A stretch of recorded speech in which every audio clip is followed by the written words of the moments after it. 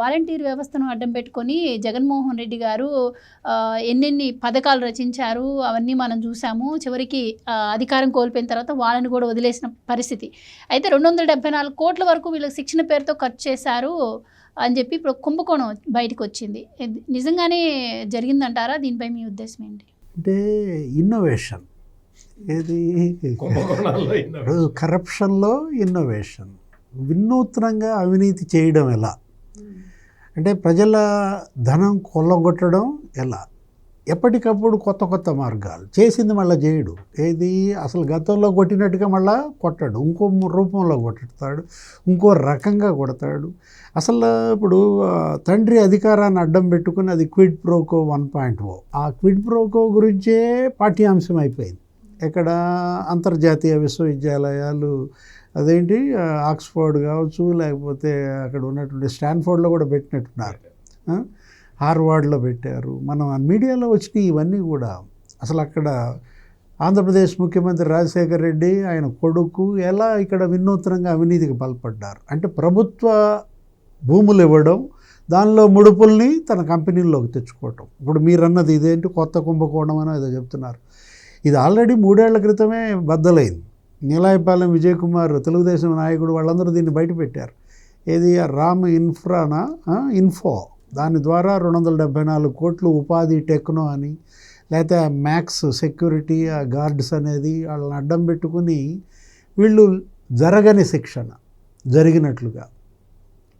అంటే ఇప్పుడు ఈ 274 కోట్లు నిజంగా శిక్షణ ఇచ్చి తీసుకున్నారా? అసలు శిక్షణ జరపకుండానే తీసుకున్నారు.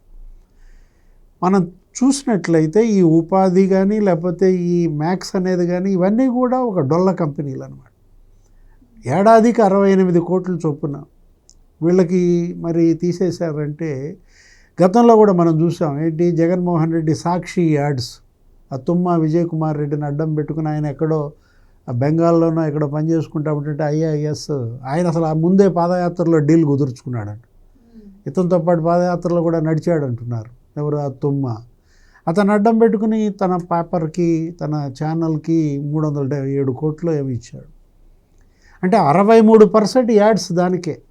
ఇప్పుడు లార్జెస్ట్ సర్క్యులేటెడ్ డైలీకి ఇవ్వాలి, ఇస్తే ఆ ప్రకారం ఒక ఎంపానల్మెంట్ కమిటీ ఉంటుంది, వాళ్ళు నిర్ణయిస్తారు దేనికి ఎంత ఇవ్వాలి ఏంటి అంతా కూర్చుని.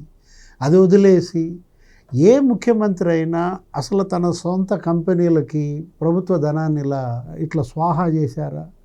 అంటే సారేమో సీఎంగా ఉంటారు, మేడం సీఈఓగా ఉన్న కంపెనీకి యాడ్స్ ఇస్తారు. అదే కాదు అసలు వీళ్ళందరితో కొనిపించారు. ఏది ఆ సాక్షి పత్రిక 200 కోట్లు, ఇది 300 కోట్లు, అది 200 కోట్లు, 500 కోట్లు అసలు తుడిచిపెట్టారు. వాలంటీర్లతో కొనిపించారు, ఈ డిపార్ట్మెంటల్ హెడ్స్తో కొనిపించారు, వాళ్ళతో 140 కోట్లు, వీళ్ళతో 60 కోట్లు అన్నమాట.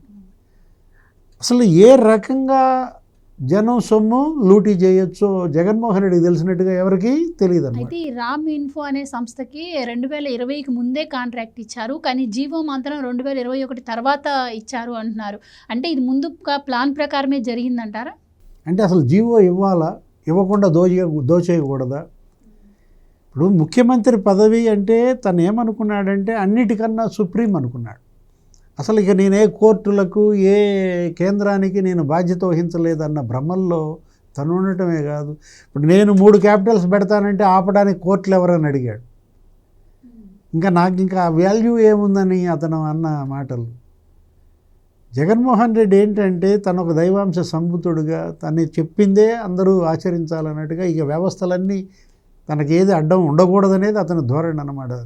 నిలువు దోపిడీ చేశాడు, రాష్ట్రాన్ని పంచుకు తిన్నారన్నమాట. ఏది దొంగలు ఊళ్ళు పంచుకున్నట్టుగా వీళ్ళు మొత్తం అందరూ అధికారులు నాయకులు మొత్తం దోచేసినటువంటి పరిస్థితి. అసలు వీళ్ళే కాదు, మనం చూసాము ఏది ఆయన ఇంటిపైనే దగ్గర 100 కోట్లు తాడేపల్లి ఇంటి మరమ్మతులకైన ఖర్చులు కనుక మనం మొత్తం చూసుకుంటే అసలు అంత సొమ్ము ఒక మీ ఇంటిపైన రిపేర్లకే ఖర్చు పెట్టారంటే ఇప్పటికి కూడా ఫర్నిచర్ హ్యాండ్ ఓవర్ చేయాల, వాళ్ళ ఇంట్లోనే ఉంది ఫర్నిచర్. మరి అదే కోడెల శివప్రసాద్ని ఏం చేశారు? ఆయన తన ఇంట్లో ఫర్నిచర్ తీసుకుపోమని లేఖ రాశాడు.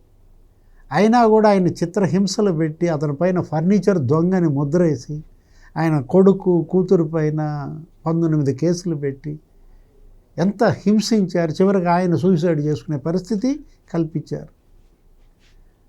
ఇతనే దొంగనాలు. ఇప్పుడు ఇతని డిజిటల్ దొంగనాలా, లిక్కర్ దొంగనాలా, ఫైబర్ నెట్ దొంగనాలా, మైనింగ్ దొంగనాలా, ఇవన్నీ చూసుకున్నట్లయితే మనం అసలు జగన్మోహన్ రెడ్డి ఇంతగా ప్రజాధనం దోచేయటం అనేది ఇది కేంద్రం మేల్కోవాలి.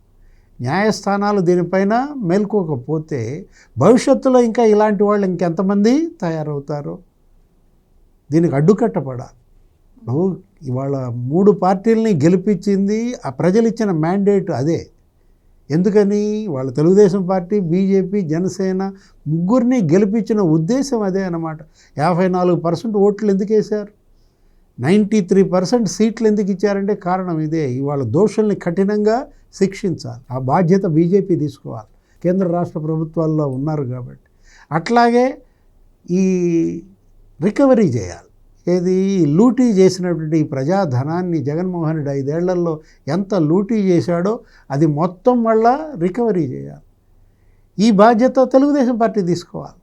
ఎందుకంటే మరి వాళ్ళే వాళ్ళ హైయెస్ట్ స్టేక్ హోల్డర్ స్టేట్ గవర్నమెంట్లో కాబట్టి. అట్లాగే బాధితులకు న్యాయం చేయాలి. బాధితులకు న్యాయం చేయాల్సిన బాధ్యత జనసేన తీసుకోవాలి. వాళ్ళ ముగ్గురు 3 పార్టీలని గెలిపించింది ఎందుకంటే ఈ 3 చెయ్యమని.